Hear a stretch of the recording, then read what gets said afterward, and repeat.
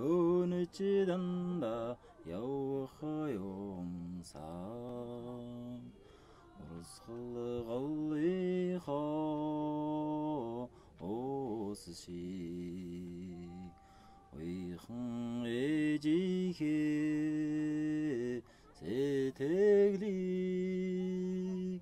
우르틴도니항 아이시 위라잔다 여우허용사. We're here to try and understand the environment in which Genghis Khan was able to create the largest land empire the world's ever known. And we're doing that with a variety of proxies, which are measures of the past environment. And one of those measures is sediments stored in lakes, which is why we're here at this lake in particular. Tree ring samples. Preliminary data that we collected in 2010 suggests that climate conditions were really wet, exceptionally wet during the rise of Genghis Khan, and this might have allowed the Mongols to transfer the productivity of grassland into large numbers of livestock and horses, which they used as sort of a war machine, so almost like true horsepower in order to conquer Central Asia and all the way to Eastern Europe. I sort of think of it as nature set the table and Genghis Khan came to eat. He didn't have to come to eat, and he didn't have to, eat the way he did, but the table was set, and so it was a matter of whether or not the culture and the people capitalized on that.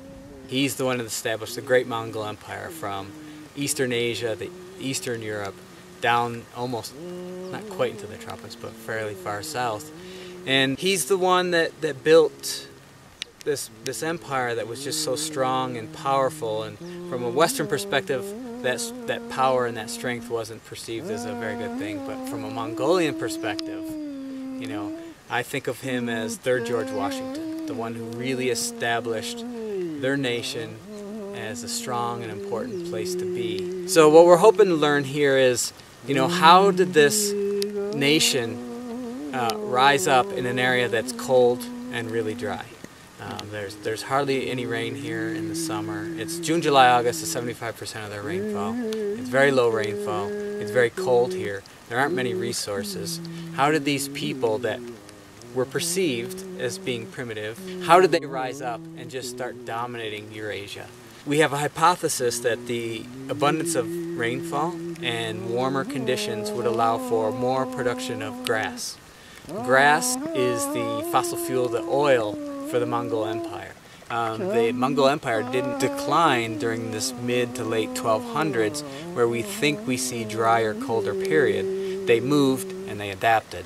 So there's a lesson in there for the Mongolians, I think, that how do you adapt to a changing climate? That it's happened in the past to them, and hopefully we can help them recover some of these lessons.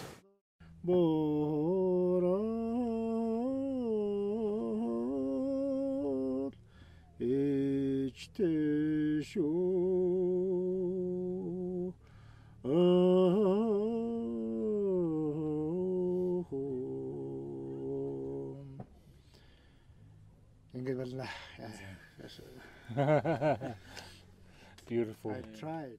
Beautiful.